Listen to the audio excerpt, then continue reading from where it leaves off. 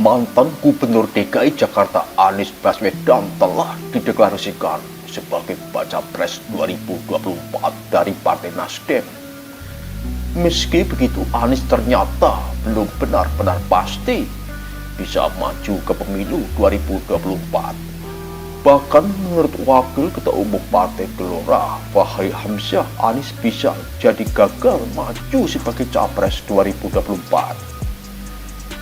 Fahri mendorong kandidat-kandidat calon presiden untuk dengan berani memperdebatkan ide dan gagasan yang dimiliki, tidak terkecuali bagi mereka yang memiliki gagasan antitesis dari kebijakan Presiden Joko Widodo saat ini.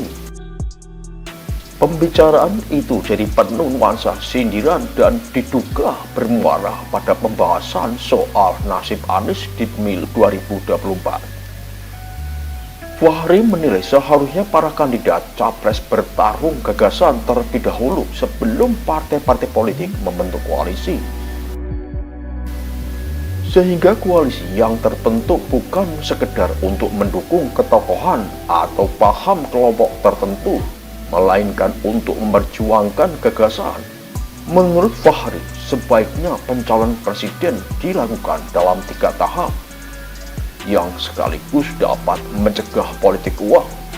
Awalnya adalah dengan diberinya izin setiap partai politik untuk mengajukan capresnya sendiri yang sekaligus menjadi juru bicara. Anies Baswedan telah dideklarasikan menjadi bakal calon presiden 2024 oleh Partai Nasdem sejak beberapa bulan lalu. Sedianya pula Partai Nasdem akan membentuk poros koalisi dengan Partai Keadilan Sejahtera (PKS) dan Partai Demokrat yang dikenal sebagai oposisi pemerintah Presiden Joko Widodo. Karena itulah kemunculan Anies dan Partai Nasdem langsung mendapat tempat tersendiri yang berdampak positif terhadap elektabilitas keduanya. Ya, sudah hampir 3 bulan berlalu sejak deklarasi Anies Baswedan sebagai bakal calon presiden. Namun koalisi partai yang digadang-gadang meliputi Partai Nasdem, Partai Keadilan Sejahtera atau PKS, dan Partai Demokrat tak kunjung terpenuhi. Sejumlah pihak bahkan menduga koalisi perubahan sudah tenggelam sebelum sempat berlayar. Banyak spekulasi beredar soal penyebabnya, termasuk dikaitkan dengan tak adanya kesepakatan soal siapa yang akan mendampingi Anies. Dengan cukup mengejutkan oleh Ketua DPP Partai Nasdem Willy Aditya, kemudian mengungkap potensi Anies untuk membentuk poros koalisi dengan Ketua DPP PDI Perjuangan Puan Maharani.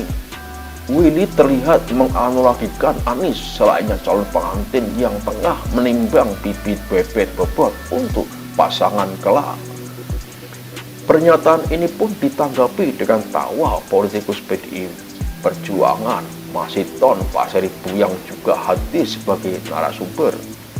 Justru kita balik, jadi ini anak darahnya, pengantin perempuannya yang sangat manis, sangat cantik, banyak cowok yang ingin memikat. Seloroh Masinton seolah-olah menegaskan PDIP memang akan mencalonkan Puan tahun 2024 mendatang. Namun Masinton juga terang-terangan mengaku bahwa Anies belum memenuhi kriteria PDIP untuk menjadi pendamping Puan. Hal ini menurut Adi tidak lepas dari semangat pencalonan Anies oleh Partai Nasdem untuk menyaingi dominasi PDIP yang kini turut digawangi Puan. Selain itu, karena basis pemilih Anies dan Puan yang pada dasarnya sangat berbeda satu sama lain, sehingga suaranya rawan dicuri calon lain jika nekat disatukan.